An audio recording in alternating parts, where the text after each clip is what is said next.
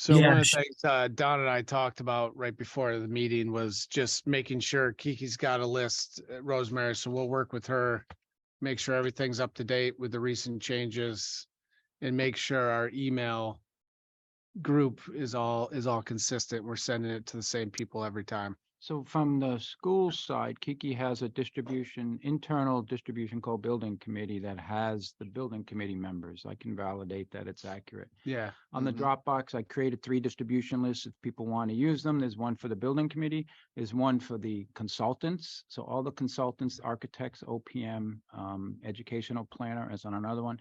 And then I have one for the town council.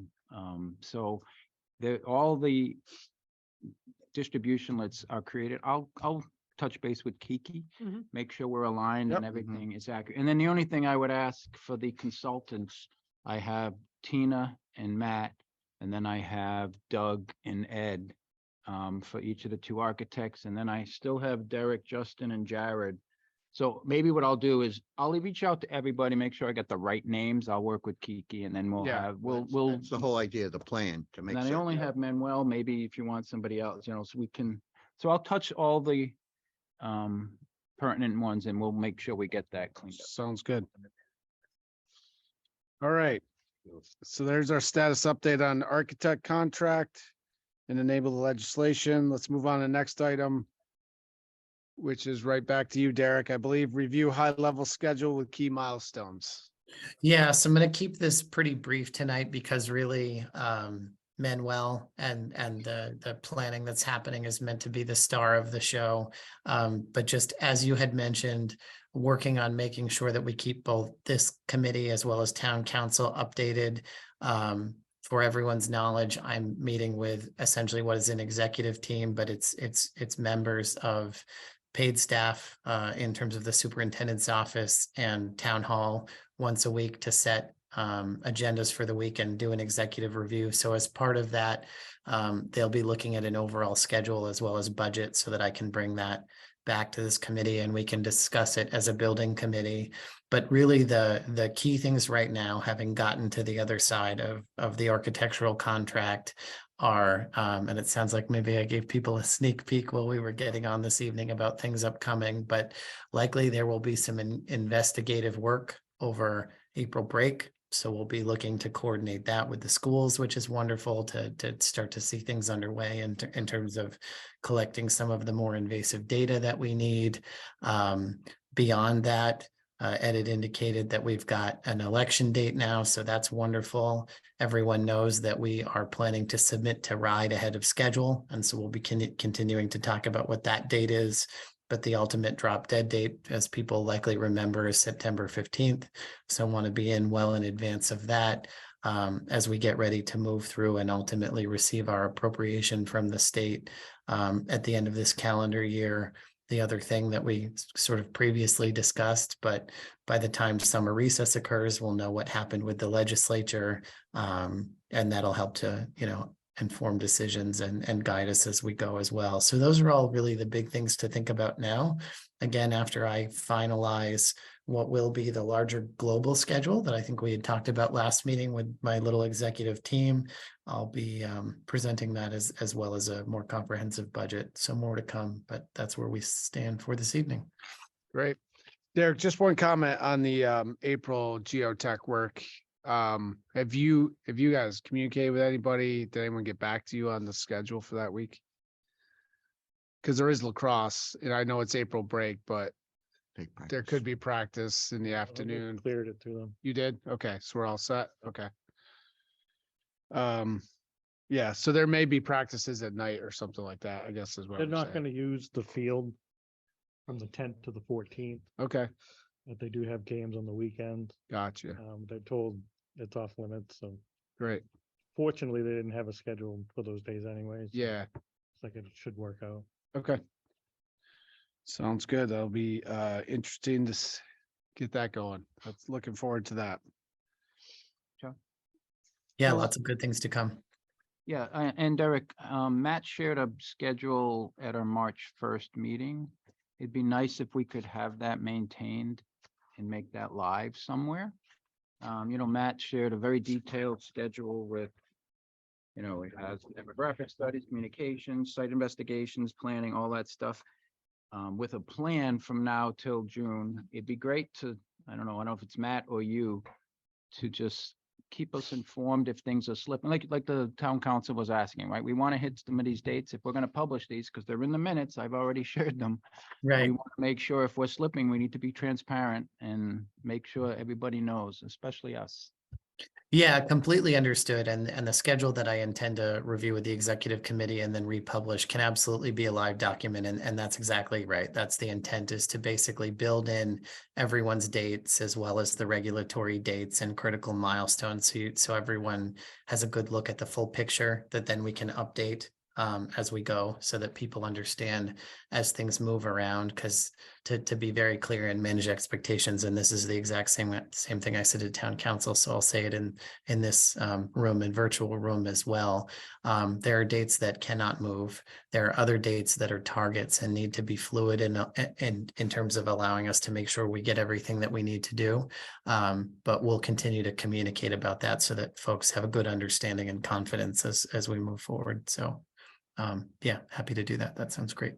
Do you have an idea of where you think we should have, like, maintain something like that? Is it something on a Collier site, or is it the architect? No, just so as you learn more, we can just bring it up in here at each meeting, and you could give us like a 5-minute update. This is slip, this, just so we know which ones can't move and which ones aren't. Once you get that, Yeah, let me give it some consideration, and then I'll respond in a more formal way at the next meeting, I think. But yes, I'll figure out where the best landing place is for it so that it can be a live document.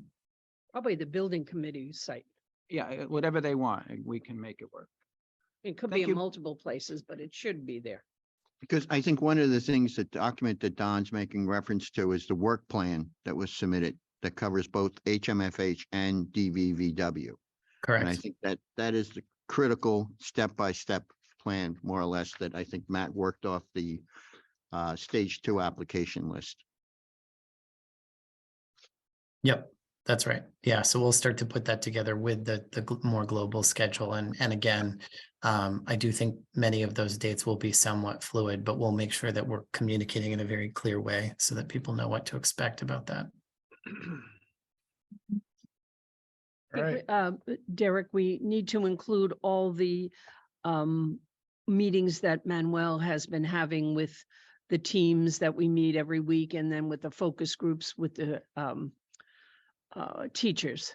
So it's a full comprehensive plan to see that all the parts are meeting Yeah. and moving along. Moving. Sure. Yep, absolutely. Lots of great work is happening. So I'll make sure that's reflected. Great. Thank you, Derek. Sure. All right. Anything else on that item? All right. The big show, the educational planning update. So this is, we welcome Manuel. Thank you for coming again. Do you just want to introduce yourself if you could? And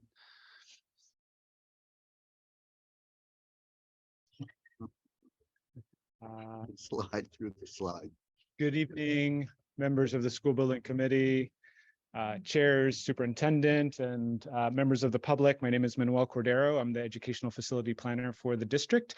I'm going to take a moment just to share my screen. I have a lot to share with you today. Great. And I know that you have been anxious to hear about it, and thank you for your patience. I know some of you know I was away on vacation last week, so just back and excited. So here we go. Today has been a Middletown day. I started at 7:30 in the morning with your high school teachers. I've had 2 other meetings since then, and here I am at the end of my day in Middletown. I am wearing all blue as well. So this is all in all a Middletown day, and happy for it to be so. Excited to share the work that we're doing. There's 3 things that I'll say about what I'm about to share with you. One is that this is a snapshot. It is a picture of where we are at this time. It represents snapshots of conversations that we've had, feedback that we've received. It by no means represents every conversation that we have, but it's intended to give you a sense of where we are, which leads me to the second item. This is an iterative process. So things that you see are things that we're building on and things that we will continue to build on. We are sharing this as we speak. This week, I mentioned we had these meetings. We're sharing it with teachers, we're sharing it with administrators and getting feedback, building on the work that we're doing. Any good designer will tell you that you keep going at it and learning more as you go, and that's what we're doing, learning as much as we can as we embark on this process. And that leads me to my third and last kind of introductory framing item, which is that you are one of the bodies that we're interested in engaging in this process, and we have actually gotten some feedback from survey. But certainly as we're going through this, feel free to kind of jump in, pause, ask questions, and offer feedback. This is intended to be as much me sharing information, but also wherever possible, gathering information from you as experts in this as well, and stakeholders. All right. So with that, you all know, and I think I've shared with you before, some of this work started a long time ago, months and months ago, with facility walkthroughs, principal interviews, and teacher forums. That actually all happened last year. So we have a good kind of baseline of information that we've been working on, but the work really started in earnest in the last couple of months. So what I'm going to share with you is actually most of the work that we've been doing the last 2 months. All of this work, and you may have seen this before, but worth kind of anchoring in this. As we do this work, we're always finding those touch points that are critical, and the touch points are your kind of foundational documents, strategic plan, as well as curricular documents. Those are guiding documents for this work because we want to anchor both in the work that you are doing, but also in the work that you aspire to do. And what better documents to do so than these, which have great kind of guiding insights that you'll see actually resonate throughout this work that we're doing. Your strategic plan also has spatial strategies, and you're unique in that sense, in that not many strategic plans for districts actually hone in on the kind of spatial strategies. And some of those I've kind of pulled and highlighted because they're good for us to keep in mind. So things like making sure that learning spaces are supporting your critical competencies, classroom furniture, flexible and creative learning areas that foster collaborative thinking and learning. Those are all things that are kind of underpinning this work.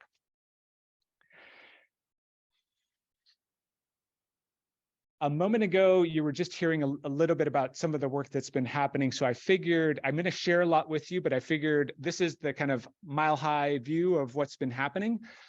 We have been holding weekly programming meetings with the administrative team, and that has included Jeff, Billy, and Rosemary. We're about at the 6th of those meetings, and those have been incredibly productive places to kind of gather and share information. You'll see some of those highlights. As many of you know, we've held the facility tours, and those actually have debriefs afterwards as well that have been places for us to kind of reflect on that work. That is something that we'll also kind of capture as part of this process. We are conducting facility focus groups this week for the high school, and so we have 2 per day and over all 5 days, so 10 total meetings this week. We've had, I'd say, an average attendance of somewhere 5 to 8 participants per meeting. So at that rate, and I was reflecting about this with Jeff, it looks like almost every high school teacher will participate in this process. In addition to that, we have scheduled the middle school focus groups for the week, the first week and third week in April.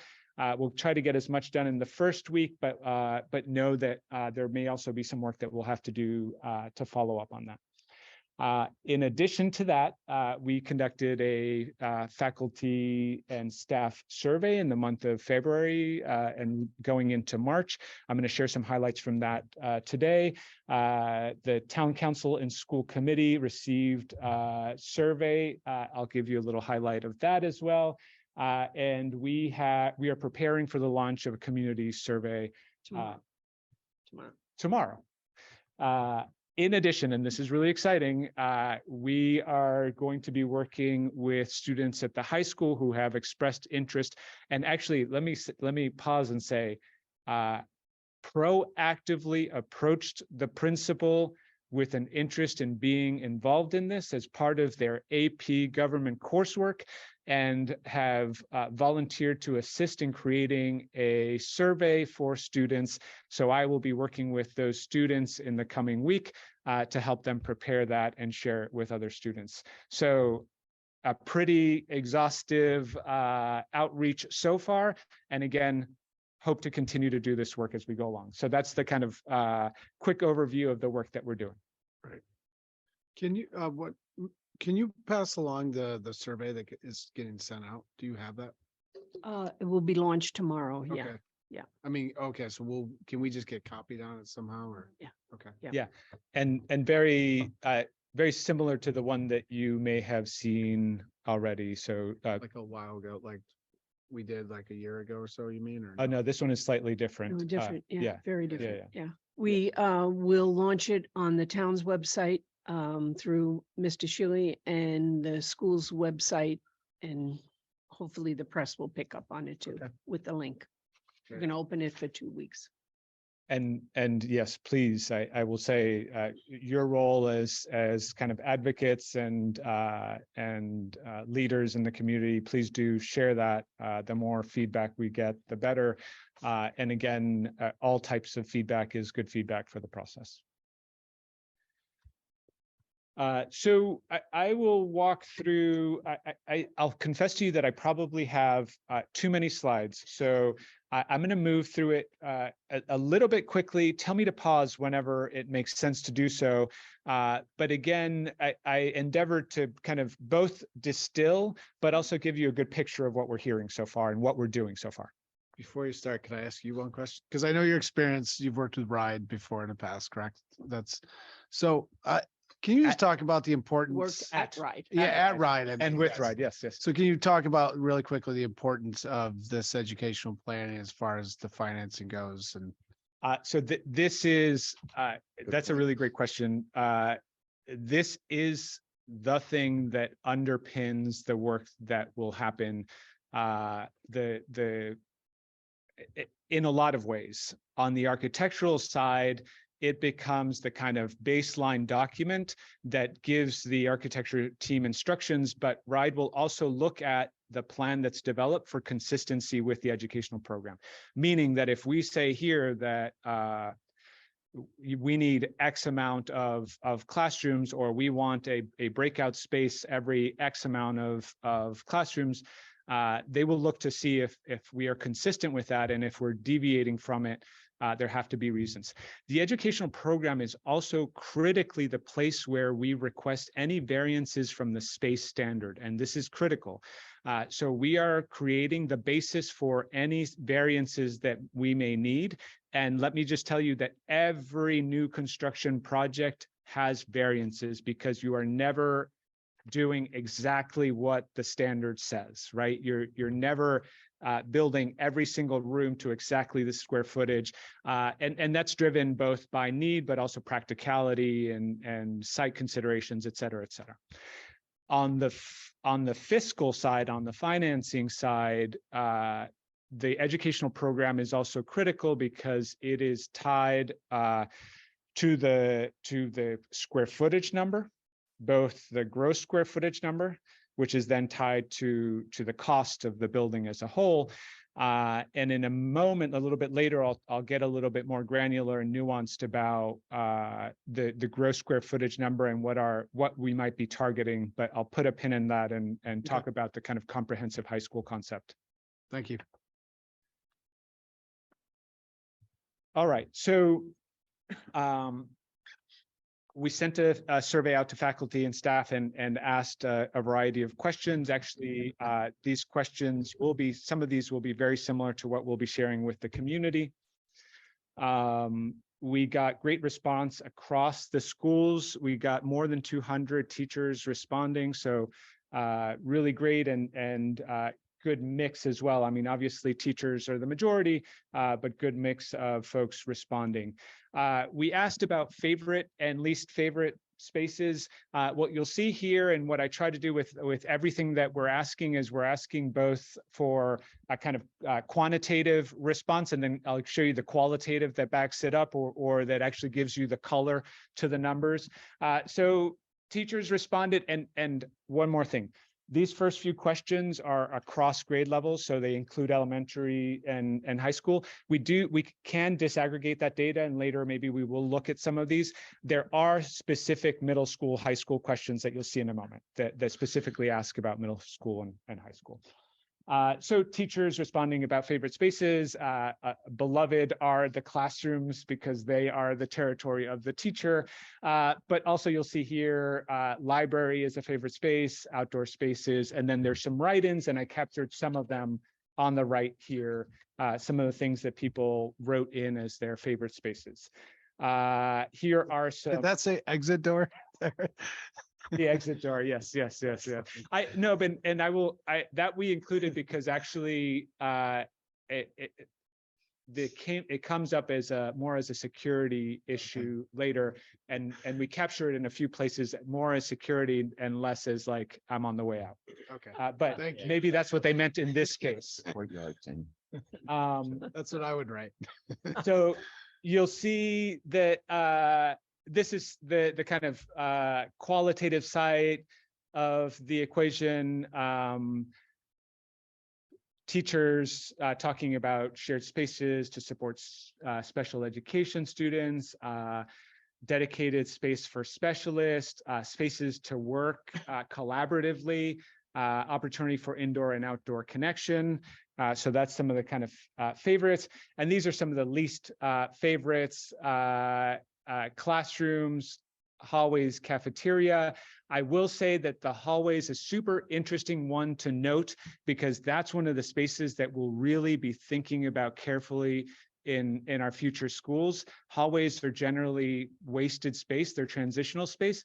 And so what we want to be doing is thinking about every space as a learning space. Or every space is an opportunity to support learning. So that's an interesting one to kind of note in here. Again, you'll see the write-ins include, again, the kind of entryway, courtyards, locker room. These are referring to existing spaces. It's interesting to note the courtyard shows up in both the kind of favorite and least favorite, and classroom shows up in favorite and least favorite. And here are some of the quotes on that. Outdoor space, play space is too far. Hallways don't support the purpose of the building. Welcoming spaces it is not a welcoming space that inspires kids.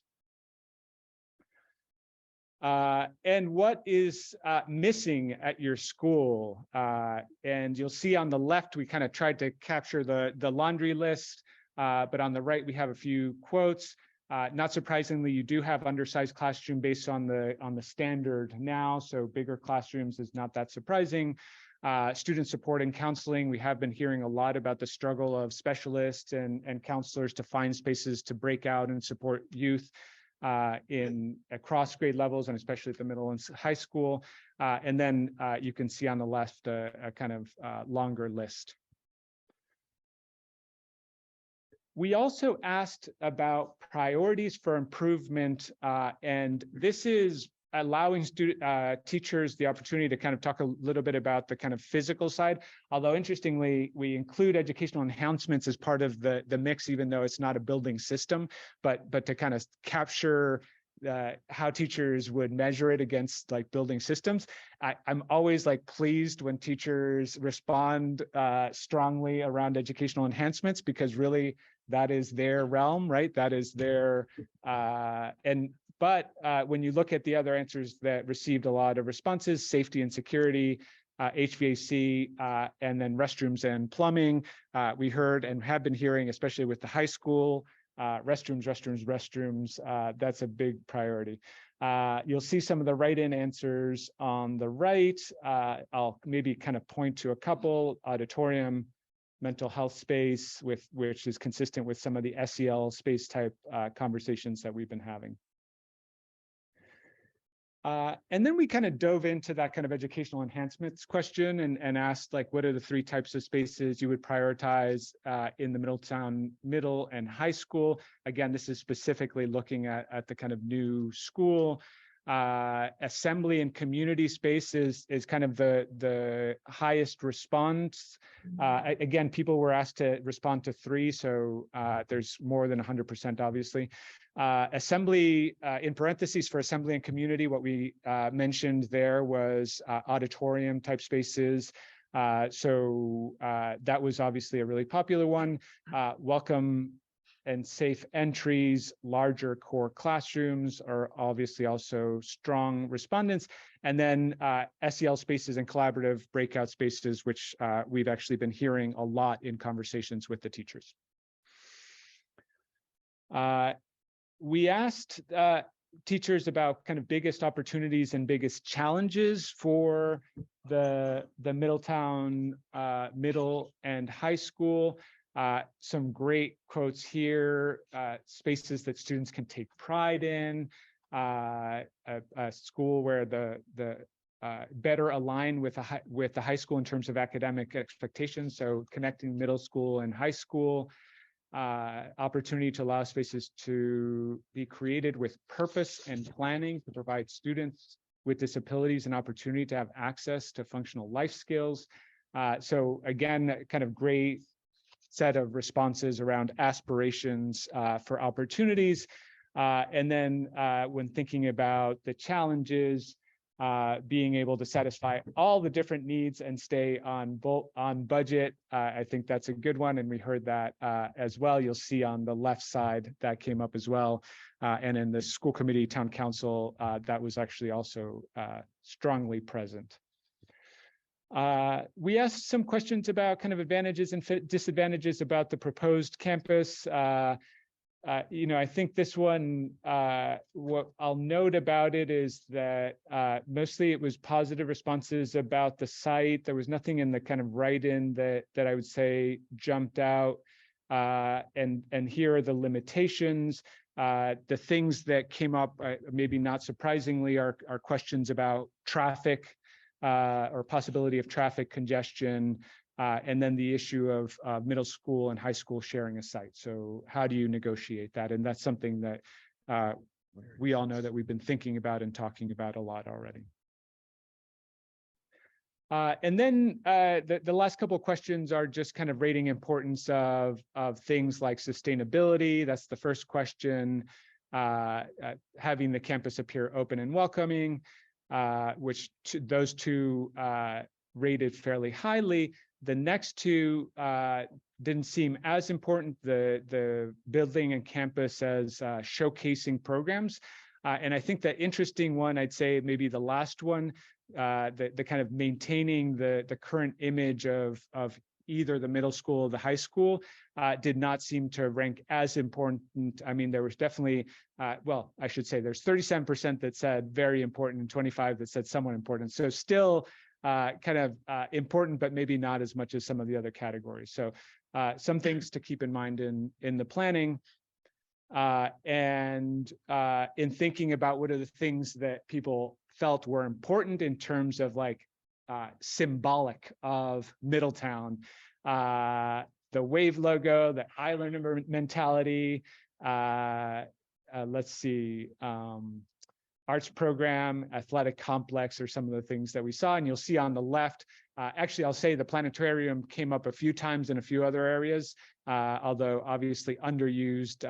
That used to be, that tended to be the comment. The planetarium is like kind of iconic, underused, not sure what to do about it.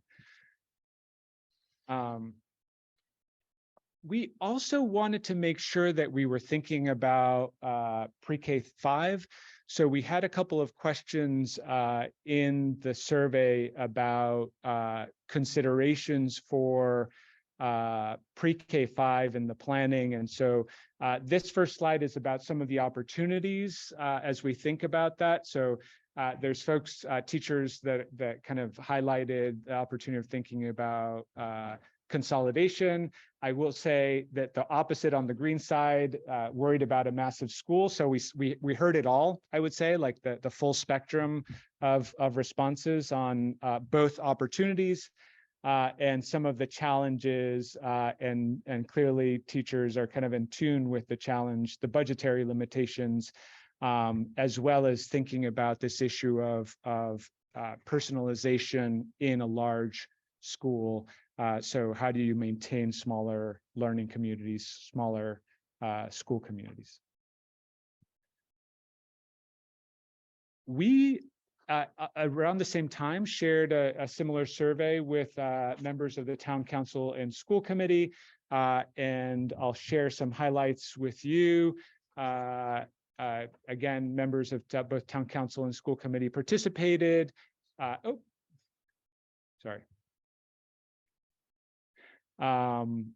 We asked some questions just about kind of rounding out their role in the community, asked about favorite spaces. And again, remember, you know, this is more getting a sense of like what their connection is to these spaces. For many of them, the connection is around kind of some of the shared spaces that are used, gym, cafeteria. Least favorite spaces, I love like the hallway, less hallway, more group space for teaching and learning. We asked the same question about priorities for system improvements. Town council and school committee also responded very strongly on the educational enhancement side. So that's really interesting. And you'll see here the types of spaces that these two bodies have prioritized. The collaborative and breakout spaces, state-of-the-art CT, and assembly spaces are the three kind of leading categories. Again, some of the same questions we asked about what are the opportunities, the connection between the middle and the high school, providing students with a safe and expanded learning experience, making space that can be configured to meet current needs, but facilitate for the future. So thinking about the future and the planning, and the challenge, having the funds to support all the work and keeping the students separate, or thinking about middle school and high school as separate communities. Again, some of the same questions about kind of advantages of the campus and limitations of the campus, and the question about prioritizing the issue of sustainability. Again, that one was very strong, as well as the building appearing welcoming and open. And I guess similarly, the showcasing the programs still important, but a little bit less so, and the kind of current image being maintained a little bit less important. So that's something to think about. And some of these questions we ask because like it also gives us a little bit of feedback, like, are there things that we just need to keep that are going to make our community members angry if we don't keep? And so trying to get a sense of that as we go. And again, what are the things that are symbolic about the public district? The wave logo is obviously like iconic, both with your teachers, but also with your educational stakeholders, and gym, and the proximity of the buildings to athletic facilities. Thinking about the opportunities for pre-K 5, town council school committee identified some opportunities. So considering the high school for elementary school, the possibility of consolidation, and obviously opportunities for outdoor learning and new and improved learning spaces. And some of the challenges are finding the right location along with the right buildings, and deciding what is the best schools to house them. This was a slightly different question, and this one was kind of tailored to the school committee and town council. We asked, as we think about kind of creating a cost-effective and educationally appropriate project, how do we get the best bang for our buck? And the answers included, and again, we have both a kind of quantitative and qualitative. Most respondents said using life cycle cost analysis to weigh upfront cost and operating cost, and then energy efficient facilities. And then you'll see some of the quotes, increasing CT to generate revenue, and utilizing the experience of the school building committee to help guide this work. I'll pause there. There's one more section, which is the kind of meat of this, but any questions so far? And that allows me to drink a little water. Yeah, has there been anything about any concern? Because we have two schools, one called Gaudet, one called a high school. Has there anything about the identity? Has that come up at all? I haven't heard it. Haven't heard anything. Okay, Mm. I was just curious because Because I wondered if thinking that of was this. going to come up too. what's that? Just keep thinking of this, The wave. the wave. But Gaudet was such a strong figure in the community. You know, apparently years ago, he was the superintendent Right. and I thought that might come up and I haven't heard it. All moved out.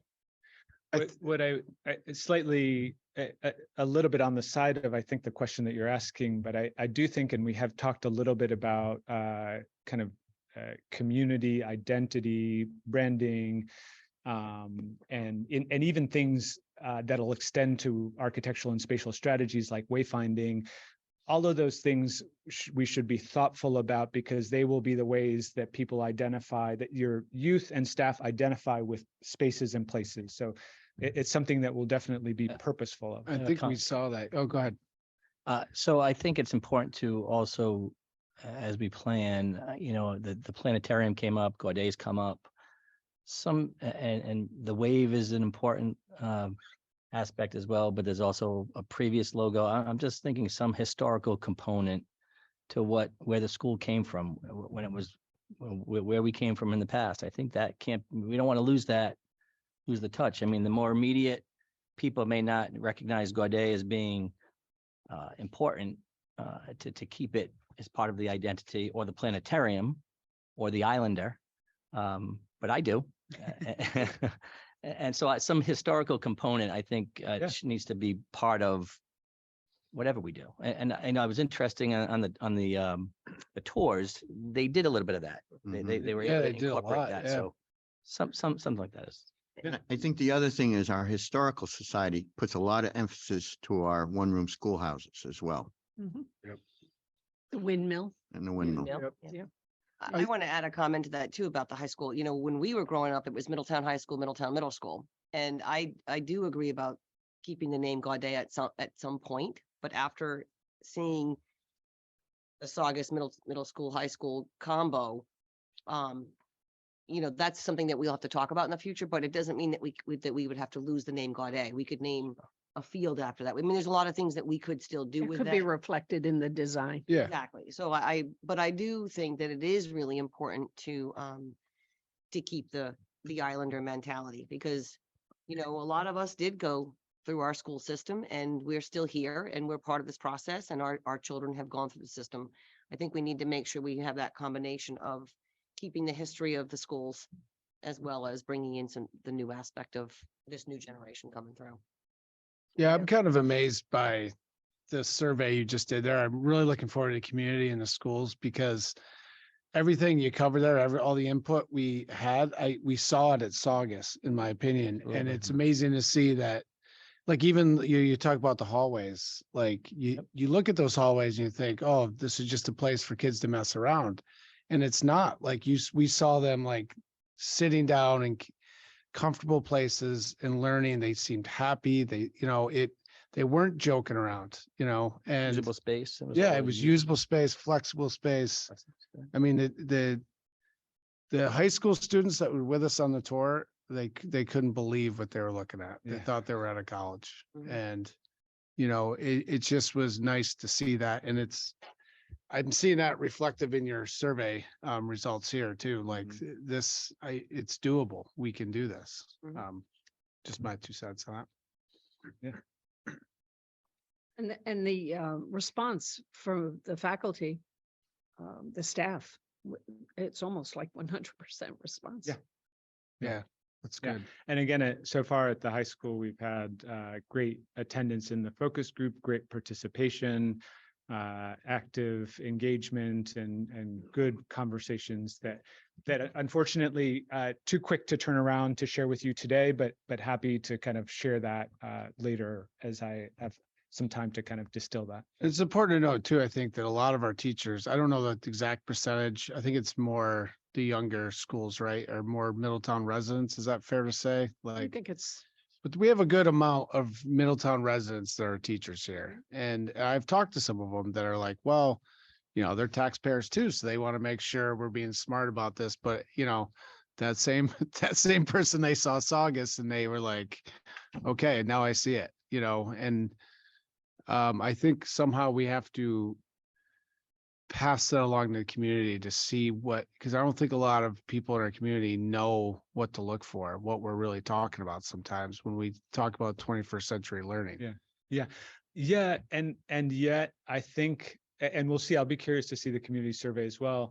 But it's interesting, you know, as you look at this, that even in conversations with teachers, even if they don't know exactly what the space might be, they're talking about they're finding ways about talking about those things. Like, this is what I'm trying to do, and I can't do it in this space, and I don't know what the space should be, but this is what I need. And you know, we sit there and your architects sit there and they know, right? They know and Right. we're trying to connect those dots in those conversations. One last thing too on the branding. I talked to some of our architectural team too, like very cost effective to do that. And they had it all over those hallways. It was really cool to see the history of Saugus. You know, I could totally see us doing that here. So I could see a map of Middletown up on the wall with a windmill next to it and Paradise Park. I mean, there's just, Yeah. my brain was going a mile a minute. Of, picture of Ed up there. oh my God. But I just think that it was so exciting. The grass in the What's side that? yard. and Chicken City. And Chicken Chicken City, City. 2 mile corner. Just a comment on that is that we attempted this way back, and we not pejoratively, but I'll refer to Andyland, which is the valley. And we had a big issue with that, and it all got nuked because of the soil types, and that nothing could get done there. And it's become actually quite the focus of the community. But this town has not, I'm an outsider. I've only lived here for 50 years. It has an issue, not an issue, has not identified itself. I think the schools will provide that opportunity more so than, say, commercial development. So it's something I think we need to address. Saugus was amazing. Yeah. No doubt about it, but we have to think hard about how we want to go about this and what the community thinks. This can't be us telling them. This has to be we agreeing that this is the brand we need. That's why the community survey is key. Yes. Mhm. Well, the school is going to be a community building. It'll be useful after hours for the community, you know, to use whatever we put in. So, Yes. It's good to see the engagement already early on. Mhm. Good It's to an see that. opportunity. It's a good opportunity. Yeah, it's a good sign that they'll be engaged, I think, right through the process, and that's good. Sure. As I said, our staff is like 265 and we had close to 200 responses, right? 111, I think, total. Yeah. So, Well, let's hear the meat and potatoes of this thing. This is All right. exciting. I've been waiting for. Okay, so the next bit of this is the work that we've done in those weekly programming meetings to kind of gather all of that, distill that, and start to think about what it means in terms of a set of spatial strategies. And the way that we went about this is after our first meeting where we did a walkthrough, we prepared a kind of big collaborative board. And the board basically had in it a lot of boards, and I'm going to walk you through some of those today, that basically go through the different spaces and allowed us to start to think about strategies for the spaces, critical adjacencies, find out more about space needs. And so again, what you'll see here today is a little bit of a snapshot of that work.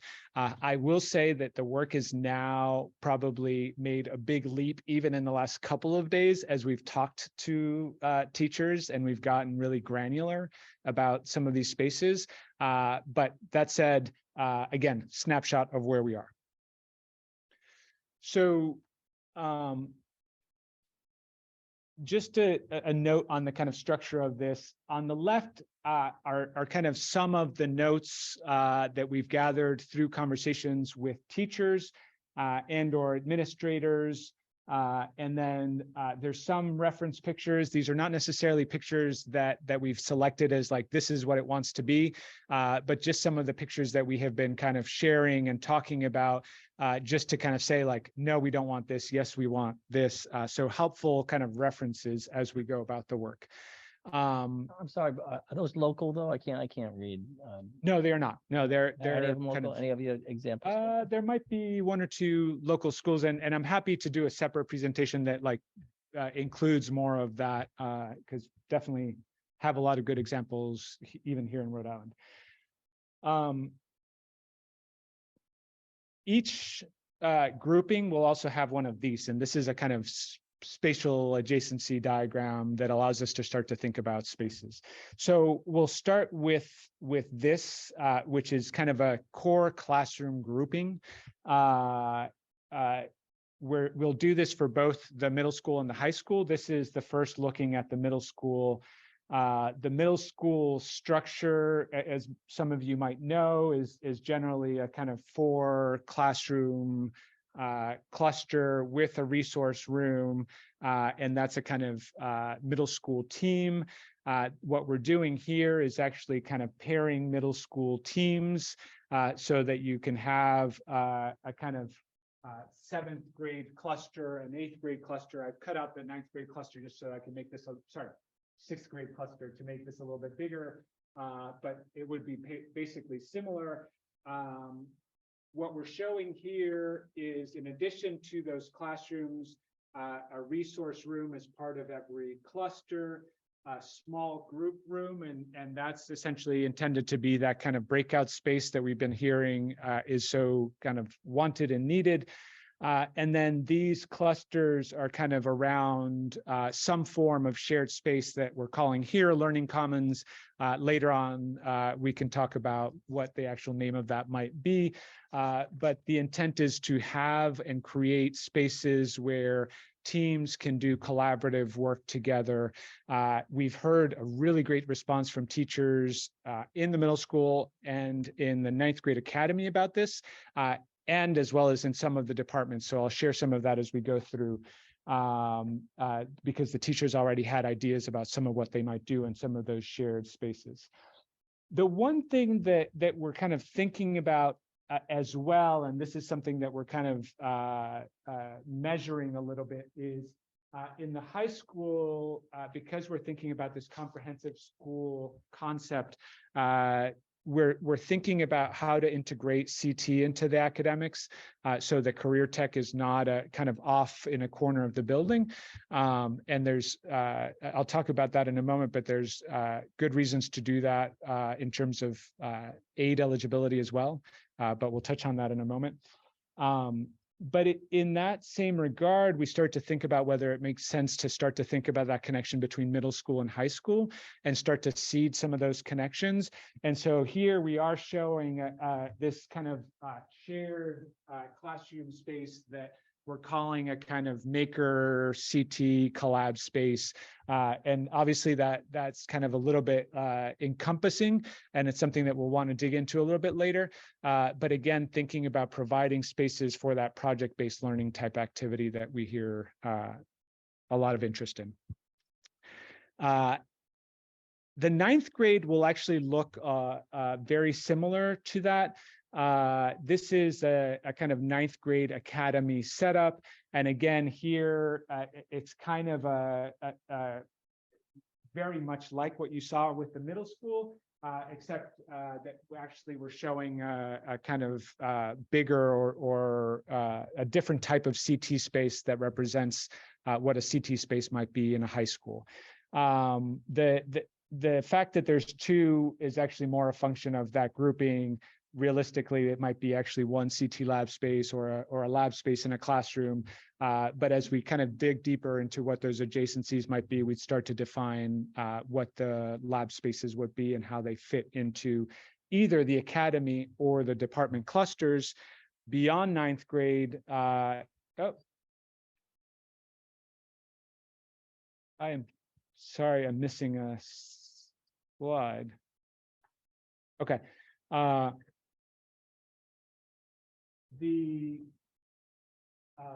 beyond ninth grade, 10th and 11th and 12th is essentially organized similar to this in the sense that there's a set of classrooms around a shared space, but we're actually thinking of department clusters. So science would have its kind of department clusters, which would have a set of science labs around a kind of shared space with some teacher planning space. In terms of one of the things that we heard or teachers asked a lot about was what are the classrooms like? In general, the high school classrooms, I think, are in the range of 600, 700 square feet. We're looking at classrooms that are more in the range of 850 square feet, so they will be bigger than the classrooms that they currently have. Most teachers were pleased to hear that, but also wanted to think about, since they have that space, in some cases want to think about different learning modalities and creating different spaces within the bigger classroom. The exception to that is science classrooms. Science classrooms will be more in the range of 1,200 square feet. And that's kind of in keeping with the RIDE standard for science classrooms. We've had some great and gritty conversations about gym and accessory spaces. This is one of those spaces where we have the opportunity to think about efficiencies of having two schools in one building. However, we are well aware of how difficult it is to schedule the building and how much activity your gyms currently see.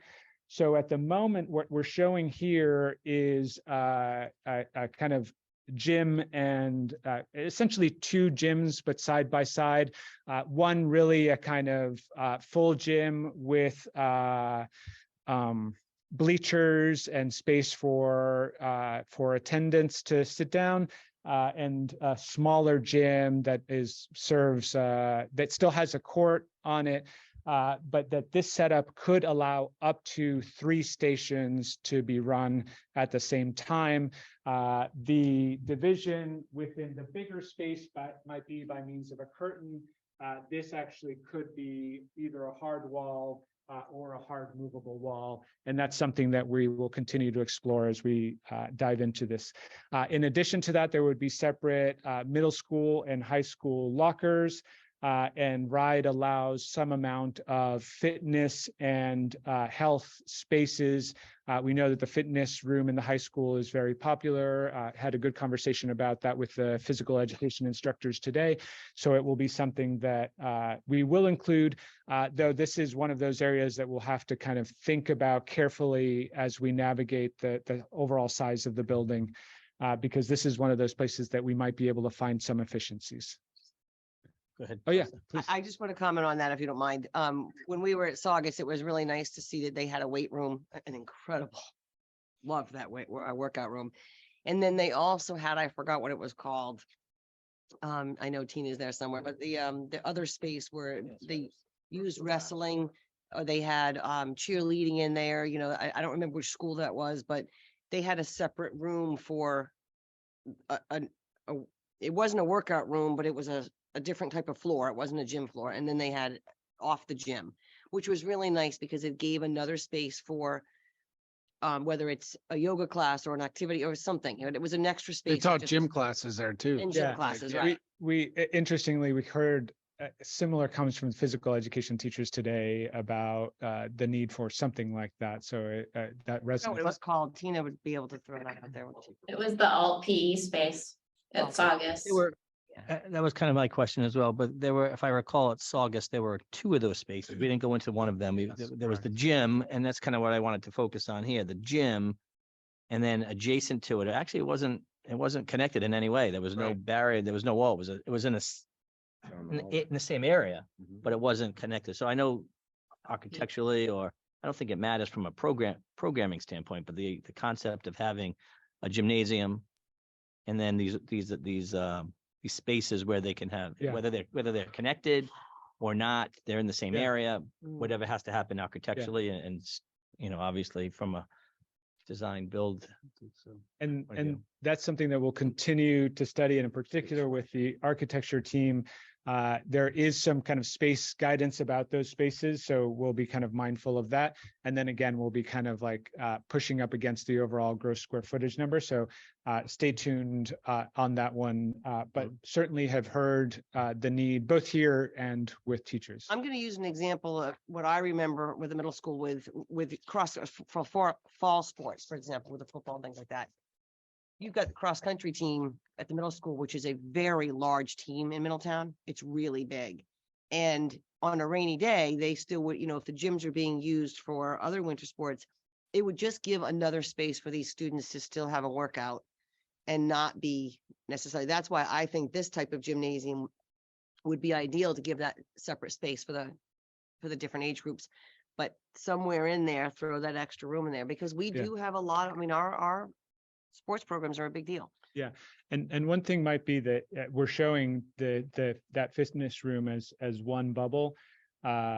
We can look at what it might mean to make it actually two separate spaces and how that fits within the overall gym and accessory space standard. So I have another question. So we all saw the Saugus gym, which was on the second floor, which was a little awkward, but I think talking with the architects, I'm good on that, where we may end up. But we also saw the middle school gym, which was large. It was an existing gym, but it was large. So I guess my question is maybe the architects, and not to hold you to it, because we've seen it. Many of us have seen it, but we also have experienced an awful lot in both the Gaudet gym and the Middletown High School gym. Can we get a sense of size of what compared to what we currently have in the high school? Obviously, Gaudet is much bigger. The high school is relatively small. Are we looking at a gym that's a third bigger, maybe? I think it's No, it's bigger. bigger than that, actually, I think, because I think we're proposing here a 12,000 square foot gym in that pink circle. That's the Saugus size. Yeah. And then, are we saying? The a current 6? gym. Another Current 6. high school And gym. then another 6 to go with that. So either of your gyms, I think, are smaller than 12,000. I think they're probably closer to 10 or I 9. think it's 10 and change in Gaudet. And the Chapman Middle School that we toured is 10,000. Okay, middle so school that is gives you a 10,000? good comparison. Yes. Yeah, the middle Interesting. school is definitely smaller because the bleachers, the Saugus gym could seat, All right. would you say 1,500? 1,000. But that's a good perspective. Thank you for that answer, though. How many I get it. Tina, how many did it seat at Saugus? I think it was 1,000. Could have been 1,200. That was more About than, 1,200, I think. Of course, RIDE, we're gonna go to the limit of what RIDE allows right. as well. Yeah, you're right. Actually, it seats the whole school when it's pulled out fully, because those bleachers come out in 3 sets. So you can pull them back for a basketball game, and that seats about 1,000 people. But then all the way out, it seats the whole school. Oh, I see. Okay. I have one more question. This is a picture of a track. Is that something that we'd be looking at, of having a second floor track going around our gym? It's something that I will tell you has been very popular wherever we've shown it. That would be amazing. It's I don't only know. money. So, yeah, I was gonna say, so here's where the Colliers team jumps in and says, some of these things may be cost dependent, so that there are gonna be things that end up on the wish list and then we'll end up having to prioritize. But we need to be a little farther into it to make sure we're able to say, yes, we can do that, or no, we can't, kind of with the budget afforded. And so certainly something to keep looking at, but it does add significant cost as you might expect. We could So bring- God we Day is also our need- town's emergency, what do you call that? Shelter. Yeah. Like, we also have to factor this in here as well. Like, and, you know, I'm always going to keep pressing for the community aspect. I've heard it from the town council members. I've heard it from community members, like, you know, talk about like our pride for our town, like to actually drive by some schools that, you know, represent our town, but also we want them to, I like how we can design this a fact that like the public can use these facilities. It's, you know, when it's safe, when it's done the right way. But we also have to factor that in as well. We also need to think of our partners, Salve, Yes. because Salve is looking for additional athletic space. And we're having other conversations with Salve and the Van Buren and Newport as to what particular spaces that could be shared or even built upon, you know, so. Oh, let's talk to them about an indoor track. Come on in, Salve. That was I mean, I'll share that for East Providence, that was a selling point for the community, actually, the indoor track. They have an elevated indoor track above the gym, it kind of Very similar to acted that. like that. Right. And that was a selling point for community. And it is open to the community in the afternoons, evenings. Just a comment on, that is very retro. People who remember the YMCA on Mary Street, there was an elevated track there. It's really old school to have that kind of use of space. Do they have indoor, is there still an indoor track sport? Yes, We do have indoor, one has we indoor do. track.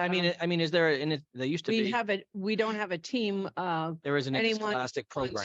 Rogers does. And- Anyone who wants to, we join Rogers for practice. So, but that space, like the East Providence space, is that used as an indoor event space, the track? I mean, I'm can not you as do it- familiar with its curricular use. But it could be. I mean, could be, I mean, is this more recreational space or for competitive team space for an indoor track? But program? walking and running is part of, Usually- you know, life Usually those tracks are curriculum. training, not competitive. Yeah, so Because when, they're dictated by the space, not by the requirements of the event.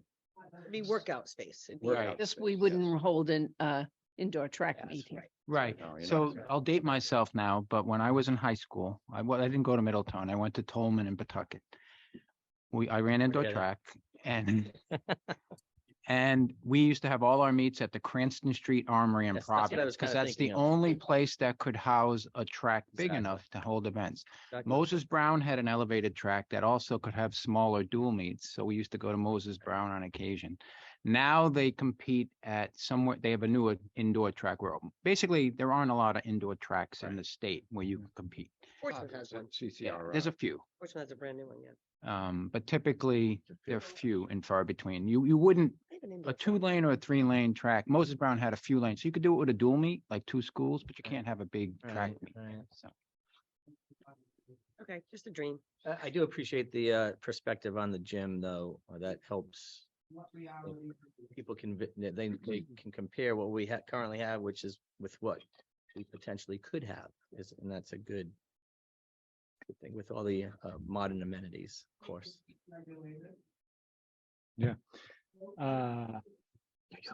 I'll keep us moving because I know that there's quite a few of these. So another one of the kind of assembly type spaces, cafeteria. With the cafeteria, we did kind of sit down and explore, you know, is there an efficiency here? Is it possible to think about a combined cafeteria, and quickly came back with no, that's probably not going to work from a scheduling standpoint, from the mixing of students, for several other reasons. But we did look at this option of kind of kitchen that backs up to both of them. So kind of bridging between the high school and the middle school cafeteria.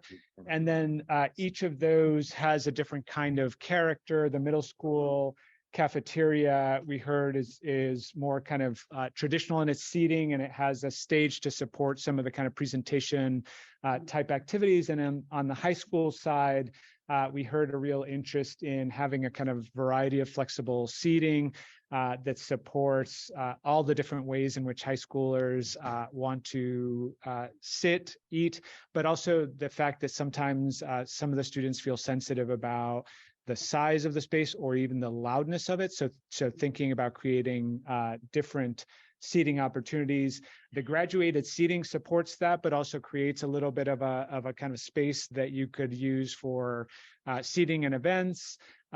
We do know that the connection to the outdoor is currently really important and important at the high school right now. It's something that we heard the students really enjoy, being able to take their lunch outside. So we're showing here that connection to the outdoor with some outdoor seating. And then we had a little bit of a conversation on the high school side about a kind of school store / cafe. And again, thinking about different places where students might get their food, but also maybe creating different opportunities for students to participate in that kind of store and cafe. Any questions on that? All right, I'll keep us moving. Media Center and Library, another one which we had a great conversation about today. This actually this is actually outdated. And just today we had a really great conversation about the Library Media Center, the way that we've kind of thought about the relationship. I might have it at a separate slide later, so I'll point to it, but I'll tell you about it now. Is that we would actually have the libraries close to each other and close enough that there might be a librarian hub that kind of bridges the two. The advantage there is that the librarians might be able to collaborate, support each other, but also in the event of kind of staffing issues, you have somebody with a kind of line of sight into both spaces. It also might provide a little bit of flexibility. So if the spaces aren't in use by one or the other, it might be able to be used. We are showing here kind of small group rooms off of the Library Media Center. Again, I think we recognize that there are fewer books now and that there will continue to be fewer books, not that we're reducing the amount, but we're definitely being mindful that we're pushing them to the edges, maintaining lines of sight, and creating a lot of spaces for all the other stuff that we have heard, all of the great activities that we have heard that happen in the library. Just today, we were hearing about the green room, some of the audiovisual stuff that's happening, some of the group work that happens in the library. So really thinking about what that space might be in the future. And it's different than it is right now, though the librarian at the high school has done some interesting work to kind of change that space and adapt it to what students are looking for. Not as exciting as some of the others, but we dove into admin spaces and kind of talked about what those should be. Those are obviously connected to safe and secure entries, making the school and the space feel both secure, but also welcoming. So kind of finding that balance, but also thinking about things like how do you support students. You'll see there's the note about would prefer not to have a youth in crisis in a public area. Currently the back hallway for the high school works well for them because it creates another point of entry and exit. So really thinking about how everybody, students, outsiders, staff are approaching and using the admin space. In addition, we talked about guidance. Guidance at the high school we're thinking about it as a suite. So really kind of pulling those functions together in one place to better support students. At the middle school, what we're thinking and what has been requested is actually to kind of embed the counselors closer to the learning communities. And I should say, I heard from the counselors at the high school, they also want to be close to students. But at the middle school, we're splitting the counselors up. There's a counselor for 6, 7, and then there's a counselor for 8th grade. So we split them up and put them closer to each of those learning communities. And that's per discussions with Billy Niemeyer, the principal.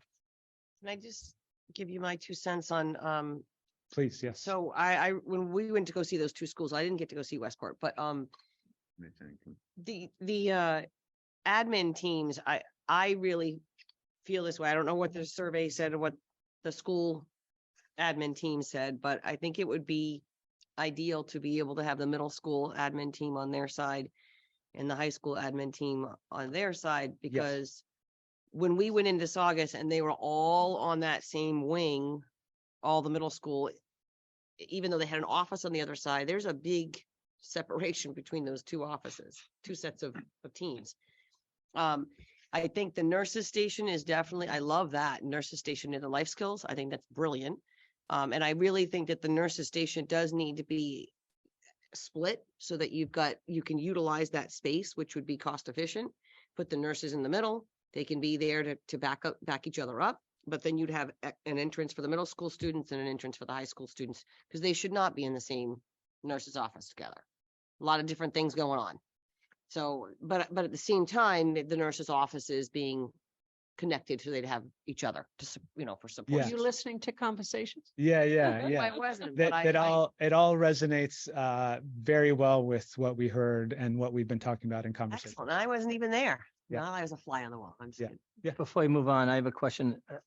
It's similar, it's related to administration, but we're going to get hung up here with this space.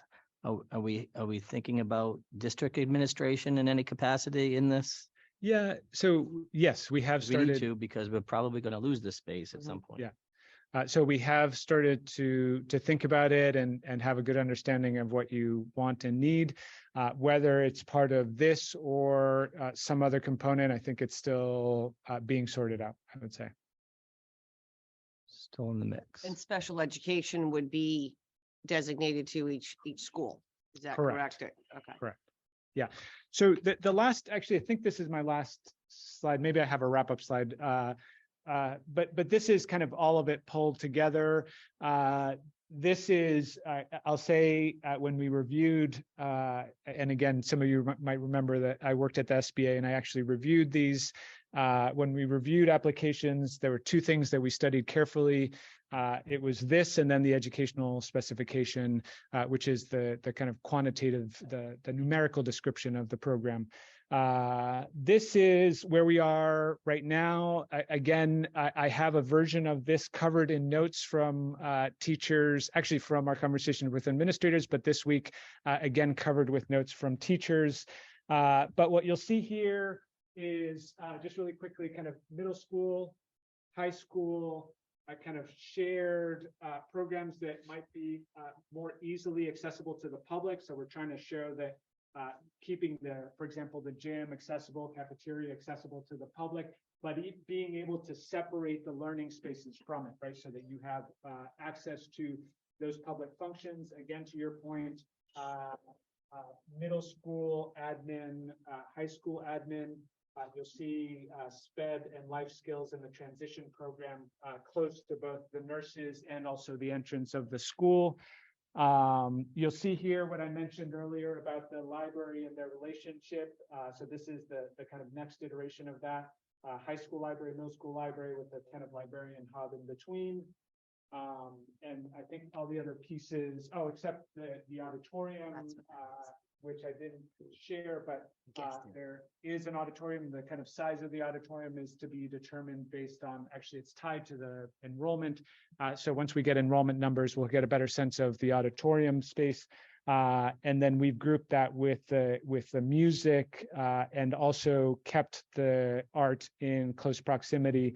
And we've gotten a good response from teachers about that spatial adjacency. So I'm sure your answer is going to be yes, but I just want to clarify and say this publicly. So you have the auditorium, the gym, and one of the cafeterias. Those entrances would be able to be utilized by the public if there was an event going on, but the rest of the building would be all locked off and secured. Yes. And then the main entrances, if I can't see that far, the main entrances, the middle school main entrance is on the left at the bottom of the screen Correct. and the high school's on the right. Correct. Okay, I just can't see that far. So I'm Correct. sorry. Yeah. Okay, so in other words, however, the parking situation would be, It's a whole other game. But- so then I have one more question though. You have the two entrances on the same side, whereas at Saugus you had the entrances separated. Yeah. Again, what I will Like say. Crazy walking in at the same I will time? put an asterisk on this and say, Hmm. so that's a good thing to note, and we can think about how to capture it. What I'll say about this is a kind of an approximation of what we want in terms of adjacencies. It's not going to be perfect, and it's going to get complicated once we're dealing with site conditions, and in particular, once we start to stack this has everything laid out with kind of horizontal relationship. And some of these will end up being vertical adjacencies, right? So this is a kind of first step to depict where we are right now, but there will be a lot of changes and development. That said, I think I hear what you're saying about the fact that these two, that what we're depicting here shows those two entrances close to each other, and that's not necessarily the intent. And maybe it's as simple as in the diagram flipping where they are shown. How many floors is this building? Currently, I am agnostic on that question. That'll be something for your architectural team to explore as they start to look at the relationships and massing and. Yeah, you're looking at more just the relationships of these different departments Yeah, right now. This yeah. isn't. This is a specific. set of Yeah. kind of instructions, loose instructions for the architect. The one That's thing I will say though, and we asked this question at Saugus, is we do need to think about the schedules between the middle school and the high school when we go into planning these two buildings. So We've Yes. submitted all the schedules to Manuel and our Yeah, so architects. we have, and we've started to kind of dive into study schedules. Those are critical for our understanding of programming and the use of classrooms. But you're also bringing a point, I think, that has to do with the kind of operational issue. right now, of the middle school and the high school are on different Yeah. times. Yeah. Yes. Can I add a comment? This is excellent. In my many years, the best situation I ever saw was a school in Massachusetts where they had, because we have to track the kids, we have to know where they are. They had the cafeteria in the library and they signed in. And they could either go into the cafeteria to study or talk to their friends, or go into the library, which there was no talking allowed. And so we knew we're looking for a student who was either in the library or in the cafeteria. In the cafeteria, they could go in and talk, but you know, it's the only. Yeah. general. Yeah, what I'll share on that front is we have even started to talk and you know, this is the beginning of a lot of conversations that include operational conversations. And we have started to talk about what it might mean in terms of school culture to start to define where students should be during lunch, for example. That's, I think, a challenge that the high school has in particular now. And part of the challenge is that their spaces now don't support what they want. And so if we're purposeful and design those spaces, then you can set up a set of rules that say, this is where you should be and this is where you shouldn't be. And you know, I think that's something that will evolve as we continue in this process. That is, oh no, there's one more, which is, I know what you're probably most curious about is what does this all add up to? And the answer is, we're not there yet. We do have a draft of an educational specification, and that's the numerical description of everything that I've just described. And we have a strong understanding of what spaces, more or less what the space sizes might be. And we even have a gross square footage.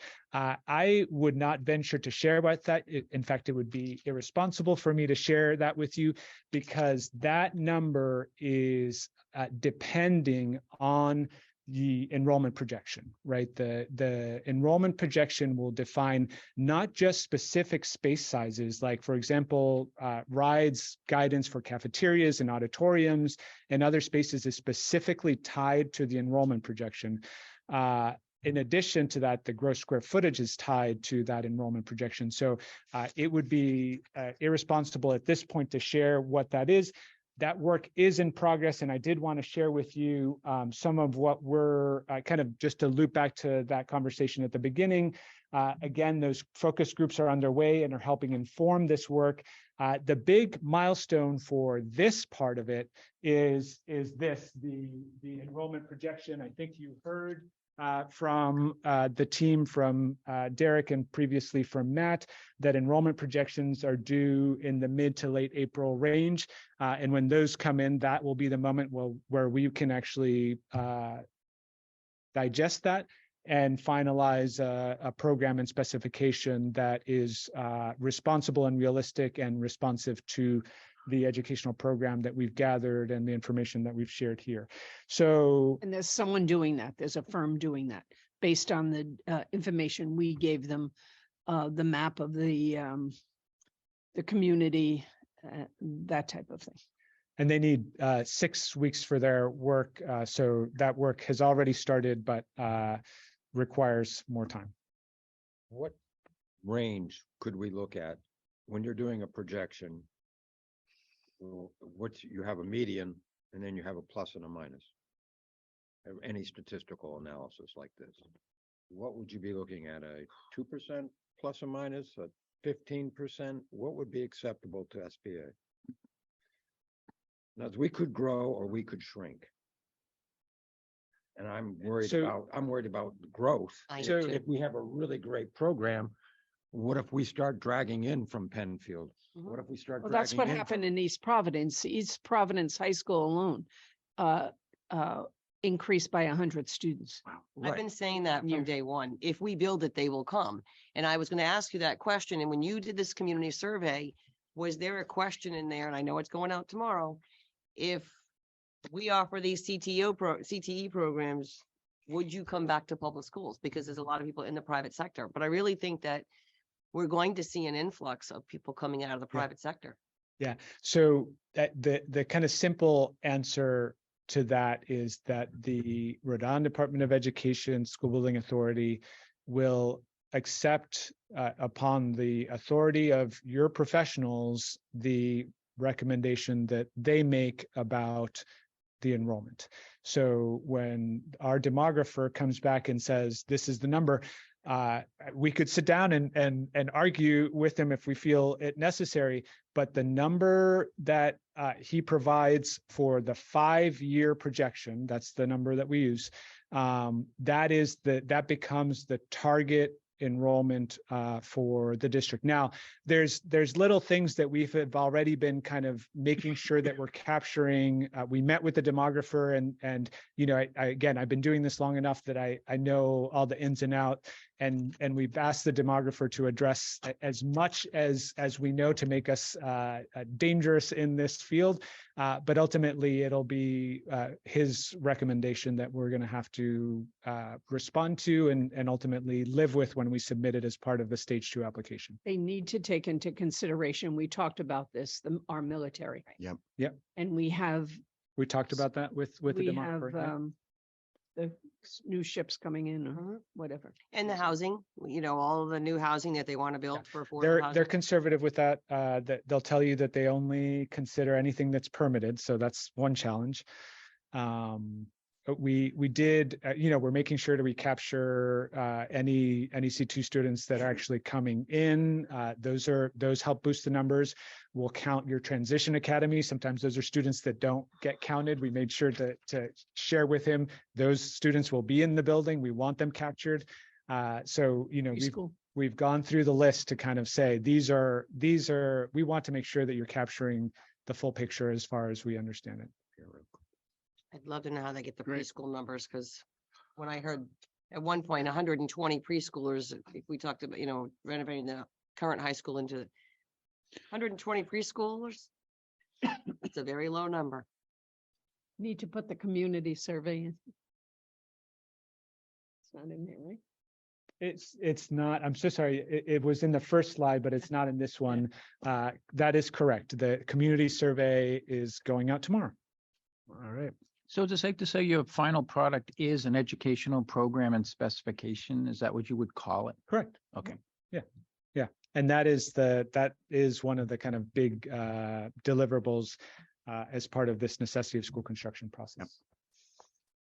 Right. So that is it. I know I've taken quite a bit of your time. Hopefully I've both satisfied your curiosity, but also hopefully kind of got you thinking about some of the things that we're thinking about. And again, welcome your feedback and welcome your participation in the community survey and also sharing that with others in your community.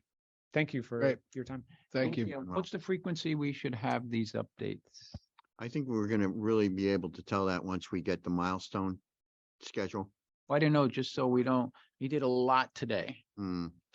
Do we do little, smaller? Like, I don't know what works. We should just have. So I guess I'll share on my end and others might have other thoughts. In terms of this work, I would say that we have, I would say that after we wrap up the focus groups, which is mid-April, around that time, we'll be getting the demographics. So we could either look at mid-April or shortly after might be a good time. So mid to late April. Yeah. We also have to coincide this with the community forums. Sure. Thank you so much. Thank you, Manuel. Thank you. Yeah, no problem. Appreciate My it. pleasure. All right, let's move on to our last item on the list here, feedback on Westport, Saugus, and Weymouth. Matt, you're on. Hey, well, thank you. I just want to tell you that I do have to skip out shortly, but Tina's here. I'm gonna start this. But she'll finish it. I have to go pick up one of my kids, so I apologize for having to leave early. But let me share my screen. And bring up a document which will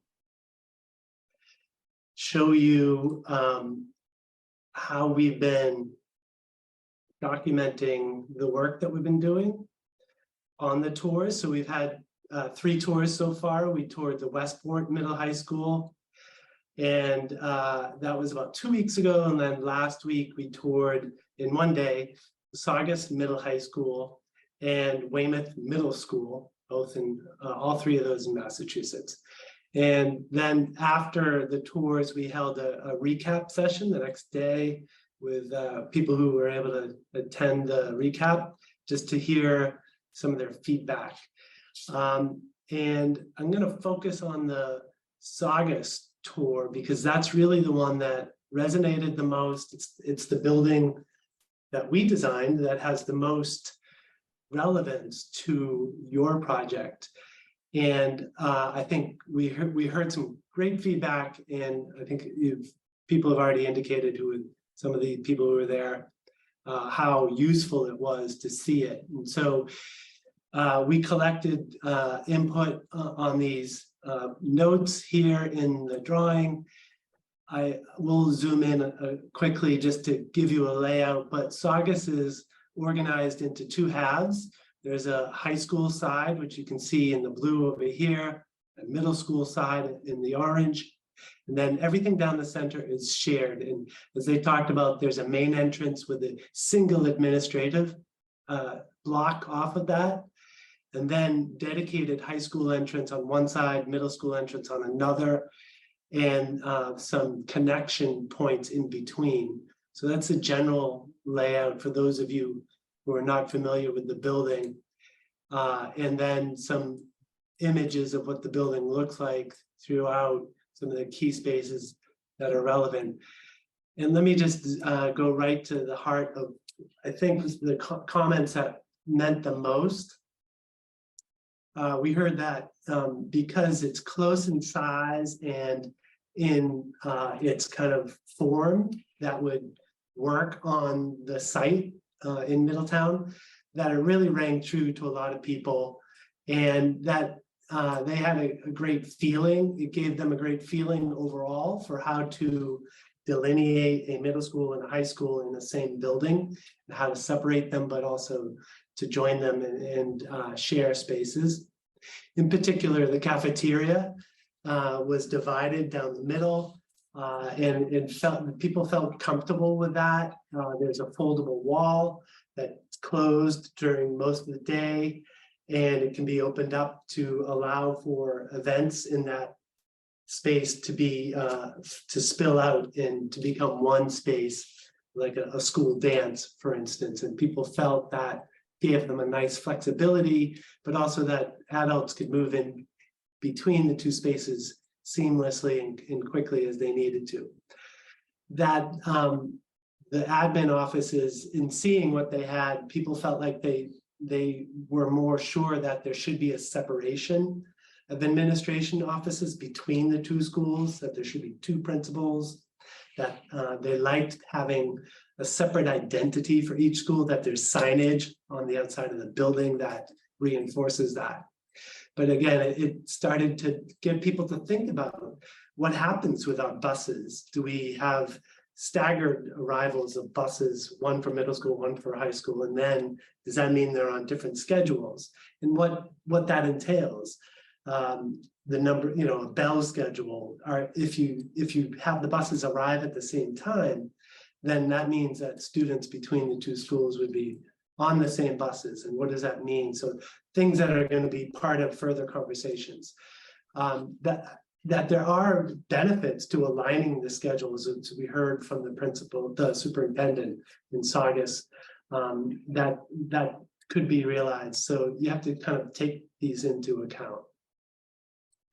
Overall, the high school in Saugus was given, the students there were given more leeway in their movement around the school and their level of responsibility. But that on the middle school side, the students were more contained and had more supervision over what they could do, and that resonated with people.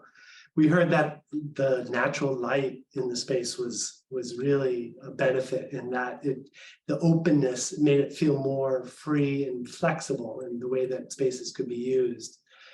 Overall, the outside was a fairly simple form. It's fairly rectangular, boxy, and straightforward.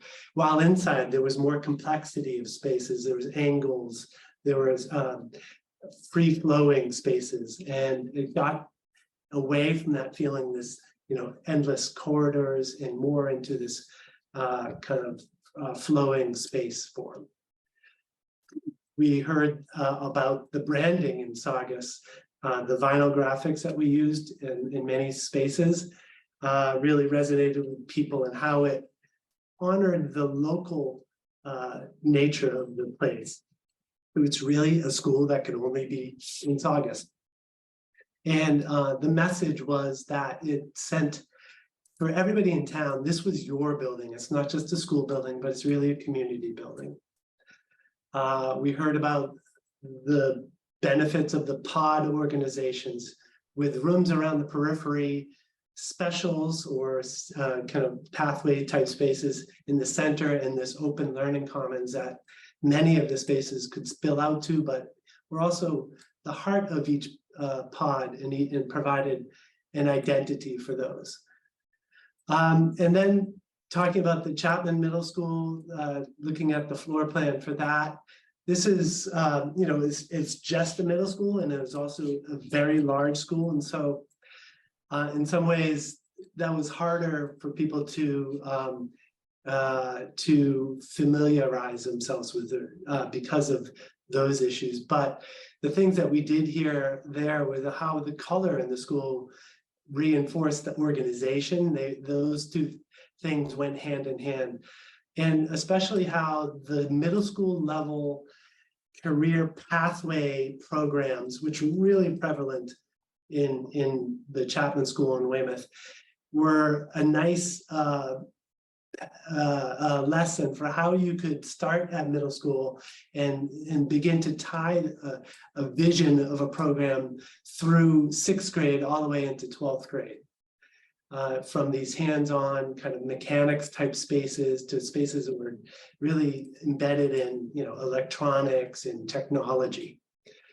in programs that could really spark the interest and get students excited about what they were doing at school and engage them and let them find what their own interest is while they're in those middle school years before they go into high school.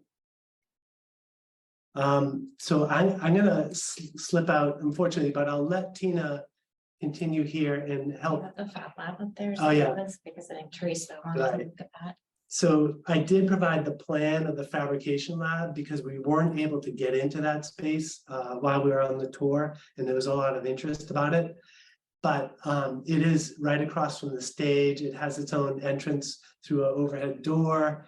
It has large doors that can lead to the stage. So that is not only a course or 7 courses that are taught in here, but it's also a scene shop and a staging space for stage sets that are brought into the stage at the auditorium. Nice job. Okay. So I'm gonna hand it over to Tina. And Tina, just so you know, the left mouse button is the one that you use to move around and scroll in and out. Okay. Thank you, everybody. Thank you. Thanks, Matt. She can smack it. Does anybody have any questions or anything that you want me to zoom in on, if I'm able to zoom in on them? Tina, I did want to ask you, and I appreciate you bringing this slide with the Fab Lab space, because we did not get to see that at the middle school or the high school, but any chance that at some point you'd be able to get the high school slide like that with a floor plan and be able to send those to the town council and the school committee, because there were so many of us there? I just think Yes. that looking at that floor plan is just really a great visual. Definitely. And we have other schools too that have newer wood shops, Fab Labs that I can also send over. So they have slightly different layouts. Winthrop Middle High School has a really interesting fabrication lab. That's the one that has the outdoor space that's all, gated off and everything. So I'd be happy to put together a package. Thank you so much. Doesn't have to be a ton of pages, but just Yeah, a couple no, of it's fine. examples. Couple examples would be fabulous. Thank you so much. Yeah, Well- that's easy. We make that request to the building committee and we'll function it over to the school committee and town council. Yeah, yeah. Okay. I wasn't trying to step on toes, sorry. No, I didn't mean that. I just want to make certain that everybody, gets the comes here, yes. documentation. I understand. Yeah, I can send it to you all and then you can do what you need to do with it. Because they're gonna get it anyway. Yes, I'm sorry. So, Tina, after the tour, the middle school principal sent an email out from one of the teachers that was on the tour and wasn't able to ask a question. So Mhm. basically, she said, she knows everybody liked the natural light and the sliding glass door classroom, Right. but curious about the safety. Now if you have a lockdown, you have to cover, small windows. What do you do for big rooms with large glass windows and doors if there were an intruder? Just because of things that happen, what is the plan for things like that? Yeah, actually, we think about security all the time in our designs. Do you want me to stop sharing? Can you guys see me when I'm talking? Can't all right. tell. Yep. So all of the classrooms have a shade over any window that they would have to the corridor. The big glass movable walls in the science classrooms, those actually have an automatic shade that you can just push the button and the shade drops really quickly. We always take into account places where people can shelter. Those science labs also have a prep room in between the two of them, and you can actually fit everybody into the prep room that's solid. So there's lots of ways to think about security, even if you have glass into spaces. We also put in school guard glass, especially at entrances. I know the latest terrible shooting that we saw on TV, the person shot through the glass at the entry doors and just gained access. School guard glass will slow someone down. They had it on the news last night. They were doing demonstrations or they were hitting it with the bat and they were shooting, but the glass still stays in place. It's not bulletproof, but it's bullet resistant. And they said it was up to 14 minutes. So it gives the first responders enough time to at least get to the school before someone can gain access. So there's lots of ways we can think about it when we're talking about security, but it is a huge Tina, thing. Tina, I'm sorry. Can you just go back and clarify? Yeah. I hear you on the glass because that was an obvious question I think we all had when we Yep. saw the tragedy in Nashville or in Tennessee, wherever it was. Mhm. That glass there that was shot out, what type of glass do you feel it was? And that's not what we're using, I correct? don't know. So I assume they had standard glass in their entrance doors because they had a video of it on the news, Right, the woman right. shooting through it. But you can get a product that's called school guard glass. And I think there's actually equals now, so you don't have to use that specific manufacturer. But it's basically bullet resistant. It'll slow people down from getting in the school. It's not bulletproof, but they were claiming 14 minutes last night on the news to keep yeah. somebody out with an automatic rifle, with a bat. So it really would just slow them down. And will all of the glass that's proposed, would that be this same type? You know, we All typically, of the glass in the classroom areas that show the fishbowl effect, if you will. yeah, so I mean, every district is different, right? And it does cost more money to put that type of glass in. So those are things that we'll have to talk through and prioritize. You know, and like I was saying, there's other ways to make the classroom secure. We can show areas on the plans where the kids can get out of sight of anybody from the hallway. You can put shades into any windows that go to the hallway. There's other ways to do that. So the priority really is to try to keep people outside the school as long as possible so that the first responders can get there in time. And so the entryways would be all of that bullet resistant glass that you just were describing, correct? They Right, could. that is definitely an option, and a lot of districts choose that option. Yeah, prior to moving to Middletown, I was on a couple of building committees in Massachusetts. We built a police station. And obviously the outside, you use that bullet resistant glass. And it deters them for minutes. It allows people to respond. That's the purpose of it. So you do that on the outside, to your point, Bill, but not necessarily on the inside, because then it's too cost prohibitive. But on the inside, if somebody's trying to get in and you're delaying them for 5 minutes, you can do your evacuation plan on the inside and go to your secure rooms. It's And about it time. buys you That's what the time. police has told us all. Yeah, exactly. And there's lots of- Divide minutes here and there. That's Yeah, what minutes you need mean to a do. lot, right? Minutes mean a lot. And I did think see this- those shades The and that. security cameras would be obviously much more than what we have today. What we saw at those two schools was, Yeah, they had 100% of the common areas under camera. Yeah. And the local towns, authorities had access to it. So they know exactly where they are when in the common areas. So they know where they've gone and everything. So yeah, security is unfortunately, something we have to seriously take into account for the school. And we'll have a lot of conversations about security, and we'll bring in the police and fire and have them as part of the discussion. We'll talk about locks, we'll talk about cameras, we'll talk about, notifications and strobes, and, there's a lot of things to discuss in that category. Right. Anyone have any other questions? I just want to say thank you, Tina, and I know Matt already had to leave, but that was such an amazing experience to walk through those halls of those buildings and be able to see what 21st century teaching and learning really looks like, and that it's live and in practice. And I, somebody made a comment from Middletown saying, wow, Middletown really is behind the times. And we are. When you walk through a building like that and you see what these students are doing, and the conversations they were having in the media center, and on one of my favorite parts was the stairway going up to the high school cafeteria, where at lunchtime, those students were absolutely enjoying all of that time. They were all plugged in, had their phones charging, they were on their laptops working.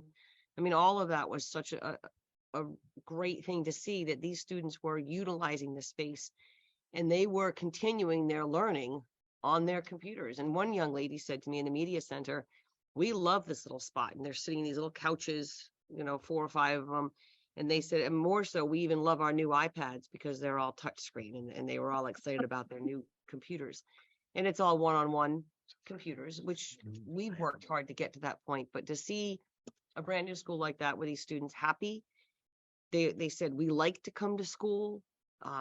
The principal the principal who was the principal and now is the interim superintendent at Saugus made a comment that the absenteeism rate has decreased. Students are more interested in coming to school. Behaviors have decreased because it's a great learning environment. So all of those things are really important for our Middletown community to hear. This isn't just about brick and mortar. This is about getting our students enthusiastic about going to school every day for teaching and learning, and wanting to be there, and wanting to learn, and wanting to be successful and walk out of there with career and college readiness skills. So that was my favorite part of the whole thing, of how many of the high school students loved going to school and didn't like their old school. They made that very clear. Oh, this is, our old school was terrible. It was all, they didn't say bells and cells, but they said hallways and boring classrooms and not warm and cold. It was just very good conversation with the kids. So I just wanted to share, that was my favorite part, hearing the kids' reactions. One comment I have is on HVAC, which I think is absolutely crucial. I'm sorry. It appeared to me that Westport did not solve their problem due to cost restrictions, but Saugus and to some degree Weymouth both had adequate. I favor Saugus just because it was such a wow place. But that's key. And I know the problems we have at Gaudet. I live next to it. I see it. And I never attended Middletown High School, but I would, anytime you see windows open in January, you got a problem. So that in and of itself, the environment, the air you breathe, the oxygen you have available to you makes for a better learning environment. Yes, it does. And I don't think we can do that within the shell of our old buildings. It will not cost effective. So I would really, beyond branding, which I'm not a marketer, I don't really know that much about it, but I know how to breathe. And I think we need to pay attention to that. And I think you have in the past, and I would expect nothing less in your design. That's it. It's interesting. I'll They shut all up had the now- same I'll shut up system. now, honest. No, that was good. I mean, they all had the same displacement system for the HVAC. So it isn't a super complicated system, but the BMS system does take some training to get it working correctly. And if you mess with the system and you change setbacks and you change, various things, it can really throw it off. And so it'll be important to make sure that the staff gets trained on the system, and our engineers are great, and they'll sit with you and help you, and they'll remote into your system, and they'll make sure it's working, for years. If you're having trouble in 5 years after it opens, they'll still come help you. So you should feel good about that. I think the other thing too, Tina, is stressing the commissioning process, which is a very Yes. detailed process, both through design, construction, and implementation and operation of the building is a requirement that we have to provide. So Yes, it's not like absolutely. we get the system and everybody walks away from us. No, whatever system is installed, it has to be commissioned and set up and monitored by the commissioning agent for, I forgot how many years. I think it's at least 2 or 3 years after the building is in operation. So that's a key element also that we will have. Right, the commissioning agent makes sure that what the contractor installed meets the drawings and specs, and that it's operating the way it should be. So they're kind of like the third party. They work for the owner to make sure that everything gets installed correctly and is running the way it should be.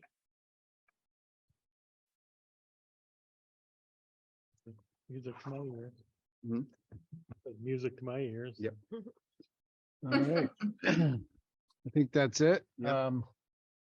We will open it up. Anything else on that topic? Thank you very much. It was great to go on this tour. So we'll share those online as well. So yeah, we'll open it up. Anyone from the public want to talk? We just ask you two things. Make sure it's a topic that's on our agenda tonight. And please keep your comments to 5 minutes. Anybody, Anton?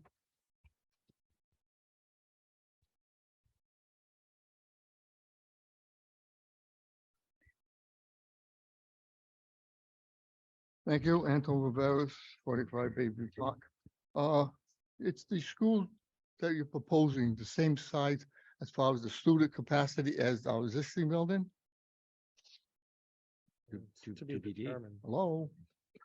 That's what Manuel was saying before about the projected enrollment that's gonna come from the demographic people and that the state has to approve. So yes, they're going based on our enrollment now, but there's also a 5-year projection. So they're taking into account housing, they're taking into account military, they're taking into account people that would come back from private school. So all of that, there's a formula with that, and then RIDE has to approve that. So we just can't build a school for 1,500 because RIDE will take those projections as part of his process. Correct me if I'm wrong over there, gentlemen, but am I?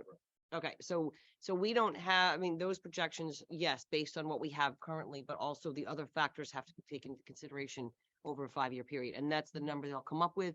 That's where the square footage comes up with, and then the dollars are. As a taxpayer, I'm more interested, if the school to be able to handle the same amount of students that it's here now. Now, when those schools were built,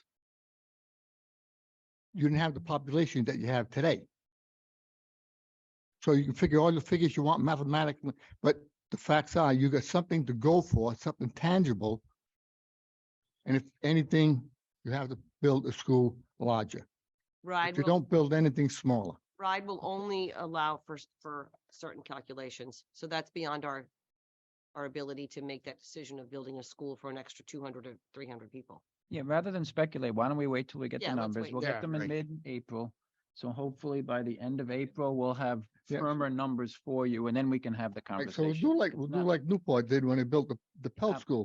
They had the absolutely. numbers over 1,000, then they said, hey, look how it's shrinking, there's not enough name. They built for 890 or so, and Right. then look, they have to come to us to rent space. Okay, that's what I'm trying to avoid. We would all, yeah. Okay. Yeah, I just want to remind, like, this is meant for you to come up and comment on some of our topics, and then it's really not supposed to be a back and forth here. So we welcome your comments, though. So please proceed. Thank you. Well, if I have questions, I can't get any answers. Of course you Can't can. answer them? Sure I can. Go ahead. Okay. From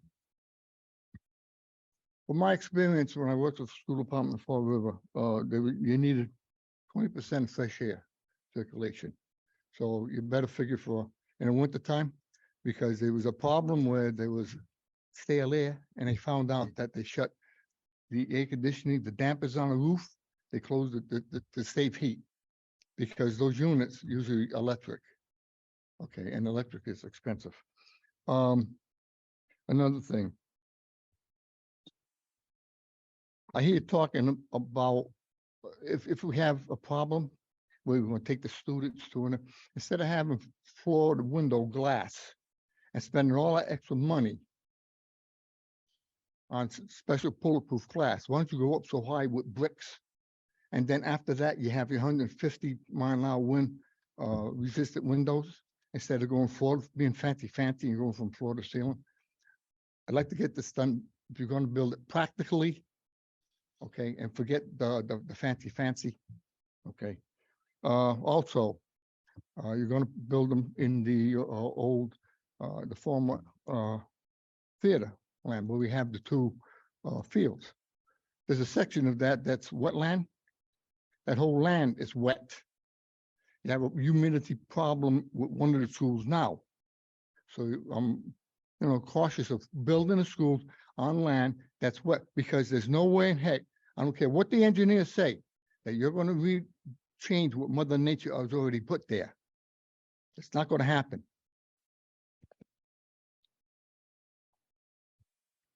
You're going to have enough room for parking? Yes. That's all part of the plan. It has to be worked out. Our team has done this before. They've done a lot of examples of this that we can Right. show you. So Mike, they know what they're like I say, doing. Michael, when you talk, that shooting that we have, 14 minutes, the cops there. I understand we don't have a whole lot of police on per shift. You get something like that, were you gonna have to call in Navy? That's a town question, Anton. No, no, it's it's a question to you. You're talking We about don't what you control the want. police and department, so the please architects- proceed with. The architects are looking at it, and I'm telling you, have them, I mean, you tell them this is what we want. I once talked to someone and I said, well, you know, that architect, they did this. They said, well, when we hired them, they asked us what we wanted. So that tells me what he gave you was what you asked for. So they ask you, you say, no, we want a safe building, we want this, we want that, we want that. And we can absolutely take all of that into consideration. I mean, right now, the design is still in it of what the exterior is going to look like, so that all of that's preliminary. So all of your feedback definitely will be taken into Yeah, consideration. Yeah, I know, but they gotta have something to work with. Right. The Okay. architects And- will get and with And the the equipment, we're gonna have all this fancy equipment. We're in a predicament we are now because the schools we have was never maintained properly. You get into electronic stuff like she's talking about, you're really gonna have problems. You're gonna have many days where you're not gonna be heat that school or air conditioned in the summertime. Air conditioned probably aren't gonna have any windows to open. You know? So let's look at, you know, I mean, I'm just looking at it from a practical side.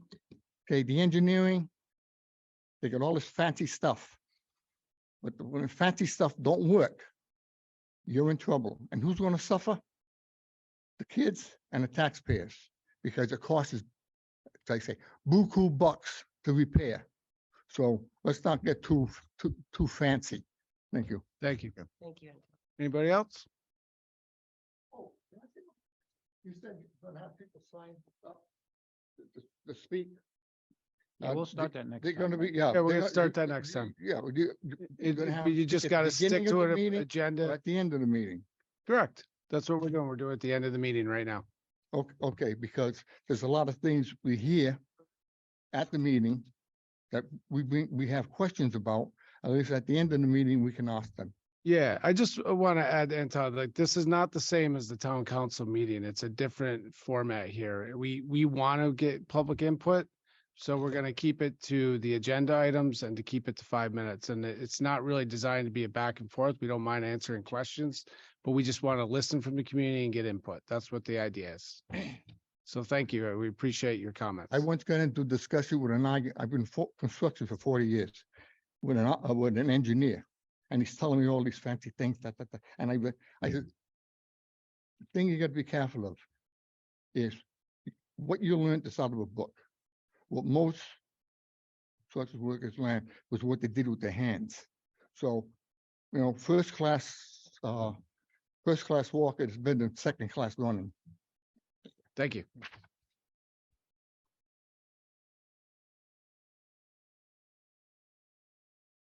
Hello, Ron Hiru, 51 Bay Ridge Drive, Middletown. I'm going to be very brief. First, I want to say thank you to all of you for the work that you've done. It's amazing. And I sit here at every meeting and I learn something new every day. And I know the public has a lot of questions and they often ask me, because I know you come to the meeting. And even on the vote, would you vote for regionalization or wouldn't you? And I give you my reasons why. I think some of the answers you're going to back and forth are going to be at the forums, that there'll be a lot more back and forth at the forum. Also, one of the things, and I told Don Moore in an email, that a lot of people have been asking me, which I think will impact their vote, what's going to happen to the 4th and 5th graders? And when you say pre-K through 5 at the high school, does that mean closing down Aquidneck and Forest and putting all of those kids who are in K through 3 in the high school? These are just questions that are coming along, because they say, if you're going to close the high school because you need a better school, then why are you putting the 4th and 5th graders in a school that's not adequate? But, and I know some of the things you've been saying, and that $20 million that you've got will help some of these things. And I'm sure you're not going to use the whole high school. But again, on behalf of a lot of people that I've communicated with, we thank you for your work, particularly the volunteers and also the people who are paid and spend a lot of extra hours. Thank you. Thank you. Anybody else? All right, To adjourn. Second. all in favor? Aye. Thank you. Thank you. Thank you on the outside lines there. Thank you, night. guys. Night.